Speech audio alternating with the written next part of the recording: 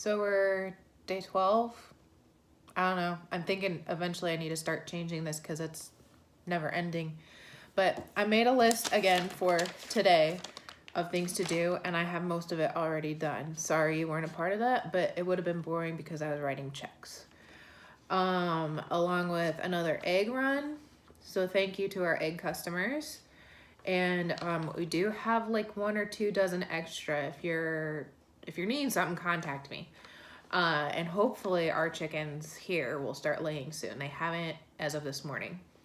But I actually started working on something after I put last night's video together.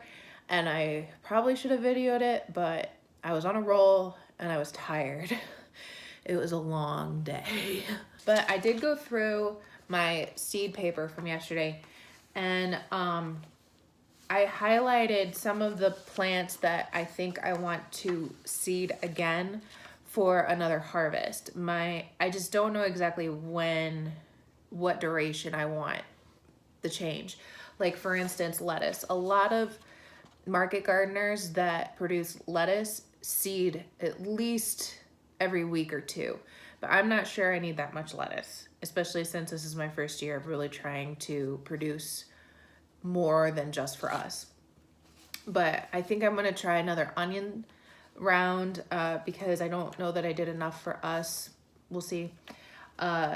Radishes, turnips, carrots, and beets. I think those are the main ones that I'm going to try to seed again, even though we aren't the hugest eater of radishes, beets, and turnips. I've never had a beet or turnip. So I have my second list for the day already. Most of these second seedings I'm probably not going to do for a while yet, but I'm going to take you back outside and show you a couple things I worked on after videoing. This is accidental project number 1. I usually get some kind of variegated vinca vine thing to put in a pot for some decoration around the house. And last year I was pulling it out, and after it was too late, I realized I could have saved some of that and replanted this year. So that's what I did. This year I noticed how full it was and how much it had rooted in other areas. The plant in the pot actually died because they're only an annual. They're not a perennial, at least in our zone. But it had rooted outside the pot. So I clipped them all out, saved what I could, and this is what I got. I even have more rooting in a jar. But just since last night, that much has grown. It was way down here. This guy has grown. Even those little buds in there, that's increased in size just since last night. It hasn't even been 12 hours. All right, it's windy and the birds are insanely loud in the timber. I think they're a bunch of martins. But project number 2, I put this chicken wire up the other day, and the stakes just aren't holding the wire as tight as I would like, so I found some T-posts. I'm gonna find a post driver and we're gonna get the fence up better. Peas don't need a lot of support. They just need something they can hold on to and that won't blow over in the wind. And I try to get dwarf varieties so I don't have to trellis them insanely high, but these grew a little more last year than I realized. So we're gonna put the wire up and see what happens. The only thing I'm kind of regretting is that I didn't leave a lot of space between this short row and the longer row. So to get in between there is going to be probably impossible.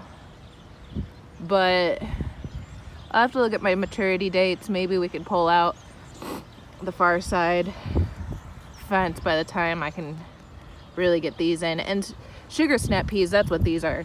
They mature gradually. It's not like you get one giant harvest.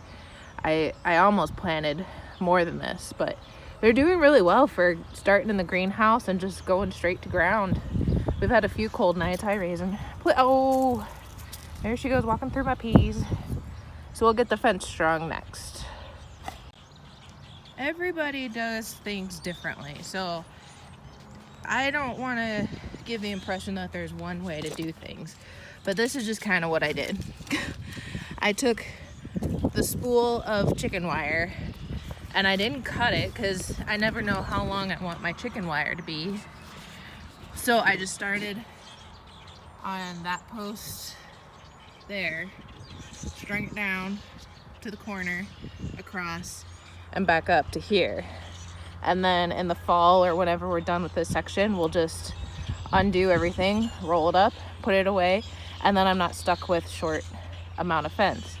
If I need it in a different area, then I'll cut it for what I need over there. And then the other thing I did was when I found some lower gauge wire, I brought it out closer to the center to help cinch it tight. So that is gonna help pull it tight through the center, and then I'm gonna put those little stakes in the middle to help support it when the wind starts, when these peas start traveling up and the wind starts catching it. Plant project number 2. This is sedum. It's red something, red spike, or I forget, I'll have to look it up.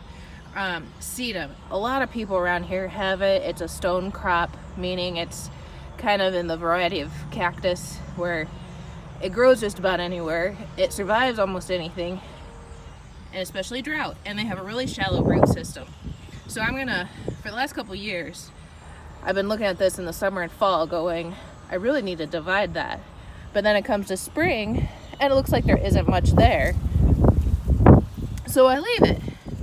And then fall rolls around and I go, why didn't I divide that? So this is the spring to do it. I'm gonna divide it, replant this section, and then the divisions that I take out of it, I can offer for sale.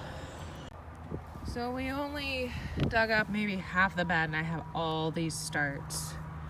Well, not starts, but hi, Raisin. Plant divisions. So might try to sell some on Facebook Marketplace, Craigslist, or if you're local, let me know. We'll figure out something. If you're wanting any, it's the Autumn Joy variety of sedum. So Autumn Joy sedum. It's pretty common, grows a couple feet tall, and helps hide our scary cement. So, ooh, Raisin, I think she's jealous of the camera. So another list I'm making is dinner. I've been kind of bad the last couple weeks about what are we gonna have for dinner, and then I don't always have it thought out, or I just don't know what we want, and the indecision kind of hurts us more than anything. And you're probably going, well, you just said you had a freezer full of beef. Well, we do, but it's that decision that really kind of hurts.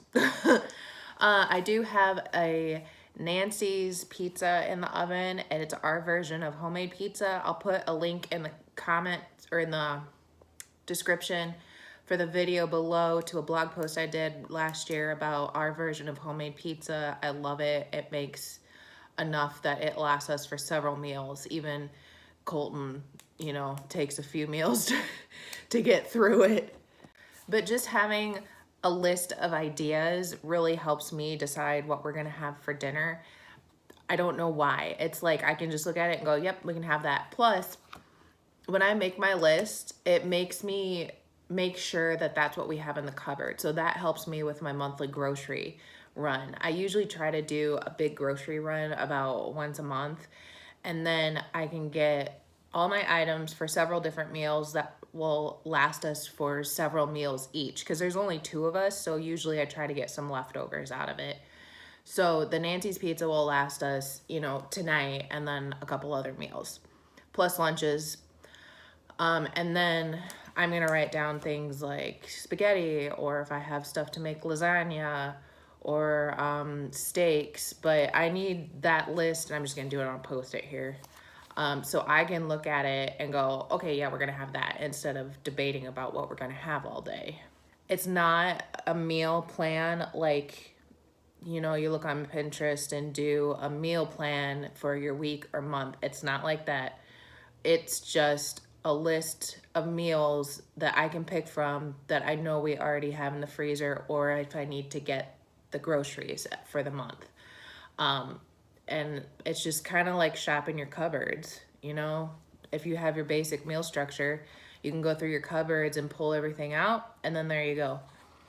So it's not your meal plan, it's just a meal agenda, I guess.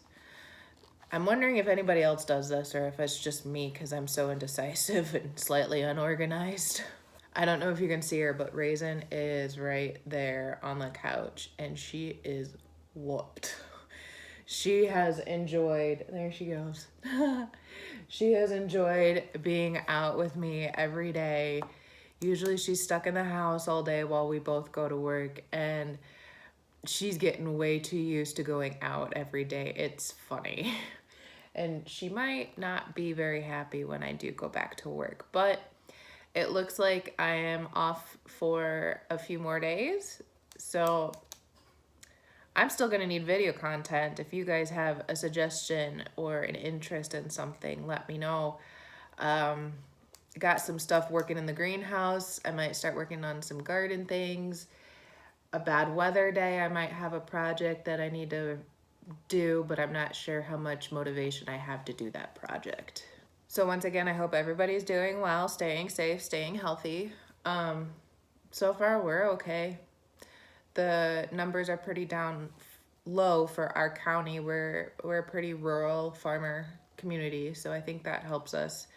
But my fear is that because it's been going on so long, we just have a higher likelihood of contracting this thing. And I know there's still a lot of fear going on, and part of it I think is a mental fear, not a fear of getting sick, but the perpetual talk and discussion and newsreels that just keep going and going and going. I know being home, disconnecting myself from a fair amount of social media, not everything, but some social media and the news, I am 10 times better than I was when this thing started, which is kind of sad, but it's true. Also, the longer it goes on, I had to run to the store today for a few things. I know it seems like I go a lot. That's partly why I need to start my dinner list. But they're doing even more precautions for entering and exiting. There's some place I heard where they're only letting in a certain amount of people at one time, and that's kind of scary because even though people are off work, that doesn't mean they have a ton of free time. Sometimes this is the only time they can get to the store, and if they're denied, I feel bad for them. But it is what it is. We got to keep going through it. And I'm still kind of enjoying putting videos together, even though I'm running out of things. I think most of it's because I get to ramble about what I want to ramble about. So I'll leave a link for Nancy's Pizza down in the show notes description if you guys want to check that out. I love this pizza. I mean, it's just a pizza, but I love it. And then consider signing up to our blog or newsletter if you want. If you could hit subscribe, I would really appreciate that. If you comment if you like it, if you don't like it, and once again, let me know what you want to see more of. But until tomorrow, we'll see ya.